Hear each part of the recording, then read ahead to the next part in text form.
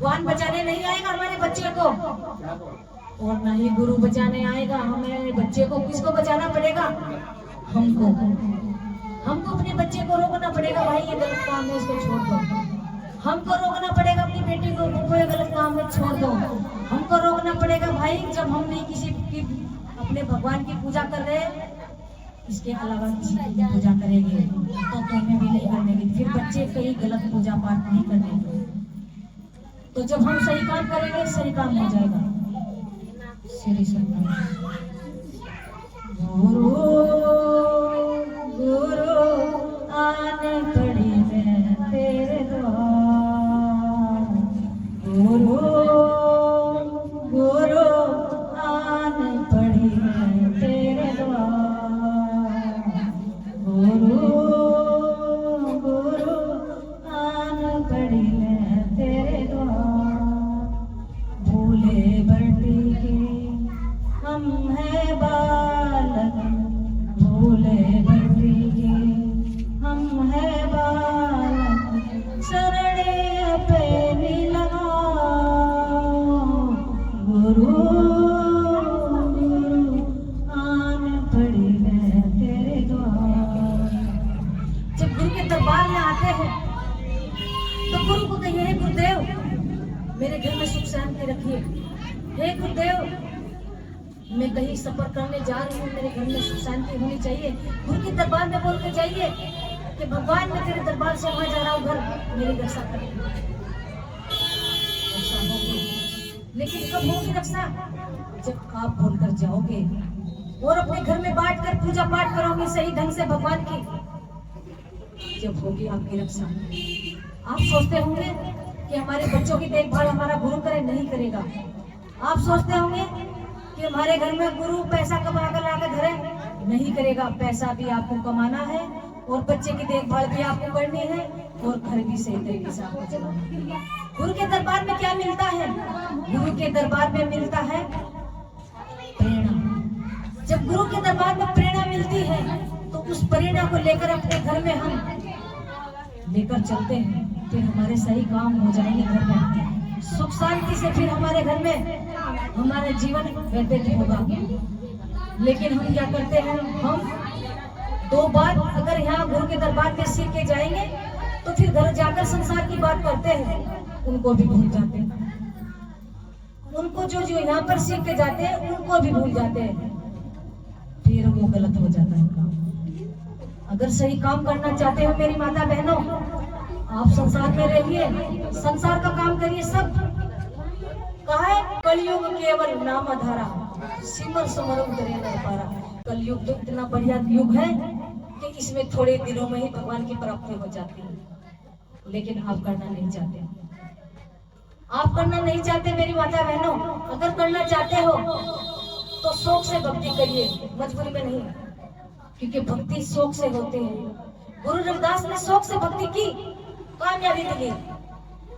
और योगी बाबा जी ने शौक से भक्ति की, कामयाबी मिली। और मुनेश दास ने शौक से भक्ति की, कामयाबी मिली। और सतीश दास शौक से भक्ति की, कामयाबी मिली मेरी माता बहनों। और आप भी अगर शौक में भक्ति करोगे तो आपको भी कामयाबी मिलेगी। इसके बाद बात आती है, बाबा साहब ने शौक से पढ़ाई लिखाई की और सभी माता बहनों को अच्छी शिक्षा का अधिकार दिलवाया। क्यों दिलवाया? क्योंकि मेरी माता बहने ये कभी किसी के सामने माथा ना टेके, लेकिन हम वही गड़बड़ कर रहे हैं, ठीक ही टेक रहे हैं, हम सुधरते हैं। तो मेरी माता बहनों, आप संसार में ज्यादा रहते हो, ये जो चिन चिन के मैंने नाम गिनवाए इस संसार में कम रहते हैं, भगवान के नाम में ज्यादा रहते हैं। संसार में रहो, संसार के काम करो, घर में रहकर अपने घर के कार्य सारे करो, लेकिन एक आधा घंटा भगवान के नाम का भी निकालो, रोज निकालो। 8 घंटा निकालो या 1 घंटा निकालो, रोज भी करो भगवान की भक्ति, सुबह शाम। पूरा दिन तो गुरु भी नहीं बताता आप लोगों को, गुरु भी कहता है कि सुबह शाम भगवान की भक्ति करनी है और तेरे सारे काम बढ़िया हो जाए। तो मेरी माता बहनों, सभी काम बढ़िया बढ़िया करो, खराब कोई काम ना करो। खराब कामों से क्या होता है कि हमारा जीवन खराब हो जाता है, फिर हमारी मुक्ति नहीं होती। और तरह तरह की जगह हमारे टच बिलीव होती है, तो ऐसा मत करो। गुरु गुरु आने पड़ी मैं तेरे द्वार, गुरु गुरु आने पड़ी मैं तेरे द्वार, सभी दुख दर्द दूर करे मेरे, सभी दुख दर्द दूर करे मेरे, ज्ञान दिया मुझको गुरु गुरु आने पड़ी मैं तेरे द्वार, गुरु गुरु आने पड़ी मैं तेरे द्वार। मुनीश दास कह रही है कि गुरु जी मैं तेरे द्वार पड़ गई हूँ और तूने मेरे सारे दुख दर्द दूर करे हैं और तूने मुझे ज्ञान दे दिया। तेरे ज्ञान को कभी भूलूंगी नहीं। जो तूने वचन मुझको दिया, तेरे वचन का पालन करूंगी सच्चे भाव से, सच्चे हृदय से। और भगवान तेरा नाम कभी छोड़ोगे नहीं, चाहे संकट कितने आ जाए, चाहे दुख कितने हो जाए, लेकिन तेरा नाम नहीं छोड़ोगे। क्यों नहीं छोड़ोगी? क्योंकि तू सारी जगह जीत करवाता है, इसलिए तेरा नाम नहीं छोड़ोगी भगवान। और चाहे मेरी हार हो चाहे जीत हो, तेरी हार हो। जब गुरु को कह रहे कि गुरु जी चाहे मेरी हार हो चाहे जीत हो, तेरे हाथ है, तो फिर वो हार भी नहीं होने देगा। गुरु रविदास के पास इतनी बड़ी शक्ति थी कि पूरे भारत को हरा दिया ज्ञान के बल पर। तो मेरी माता बहनों, हमें विश्वास नहीं गुरु के ऊपर, गुरु की शक्ति के ऊपर। हम आते तो जरूर है, लेकिन पूरे सच्चे भाव से नहीं आते। जो सच्चे भाव से आता है उसकी भगवान अवश्य मनोकामना पूरी कर देता है, और जो सच्चे भाव से नहीं आता उसकी तो अधूरी रह जाती है इच्छा। पता लगता है, मैंने कहा एक बार गुरु जी, सतगुरु योगी बाबा जी को, गुरु जी जो गुरु के दरबार में आता सबकी मनोकामना पूरी क्यों नहीं होती?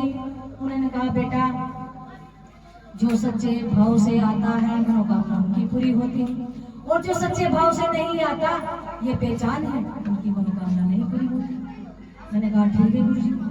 तो सतगुरु योगी बाबा जी ने जब मुझे समझाया, मेरी बात समझ में आ गई। आपकी पता नहीं आएगी या नहीं आएगी, वो तो मुझे पता नहीं, मुझे पता होगा। तो मेरी माता बहनों, जो अपने अंदर अपनी कमियों को देख लेता है, अपनी बुराई को बाहर निकाल देता है, वो फिर मंच के ऊपर बोल देता है। वो मंच पे बैठ के अधिकारी होता है मंच का, और मंच पे बैठकर भगवान के बारे में बोलता है, उस परमात्मा के बारे में बोलता है।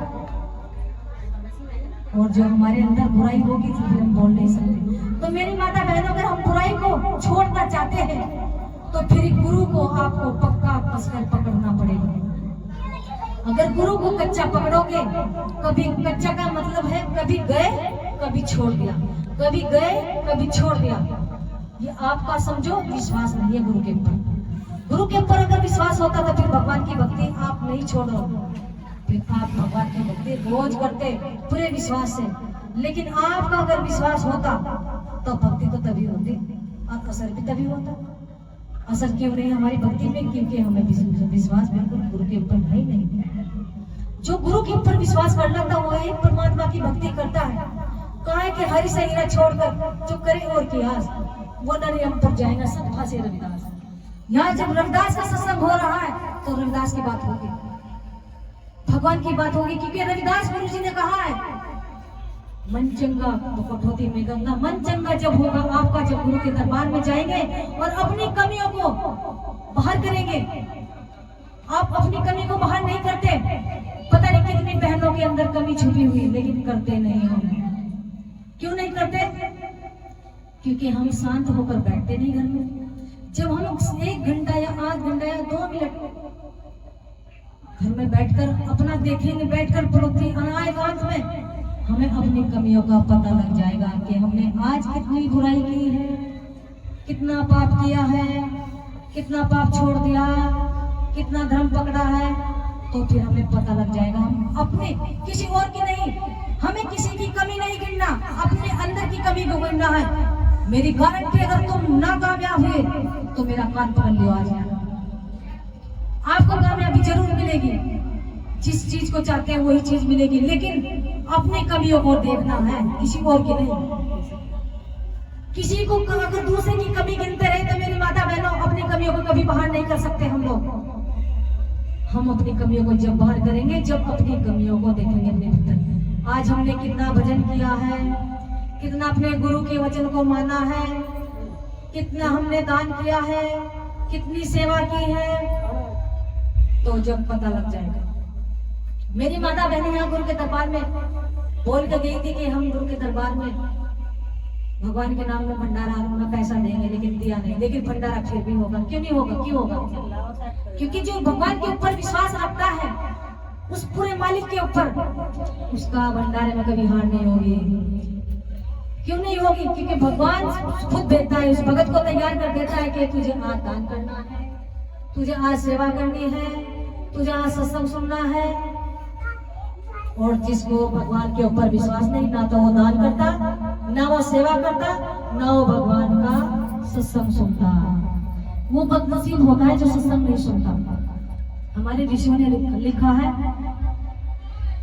वो बदनसीब होता है। बदनसीब उसको कहते हैं जिसको भगवान की बात अच्छी नहीं लगती, भगवान की कथा बढ़िया नहीं लगती, वो बदनसीब होता है। और नसीब वाला कौन होता है? जो भगवान के सत्संग में जाता है हर हफ्ते या एक महीने में, मर्जी आपकी, आप हर हफ्ते आना चाहते हो, ज्यादा सीखना चाहते हो तो हर हफ्ते आओ, कम सीखना चाहते हो 15 दिन में आओ, और उससे भी कम सीखना चाहते हो तो एक महीने में आ जाओ। मर्जी आपकी, मर्जी आपकी है मेरी माता बहनों। सुखी होना चाहते हो या दुखी होना चाहते हो, हाथ में आपके बाग और है, किसी और के नहीं, आपके हाथ।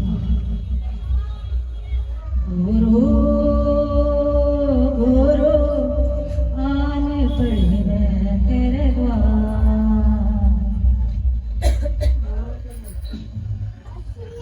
गुरु गुरु आने पड़ी मैं तेरे द्वार।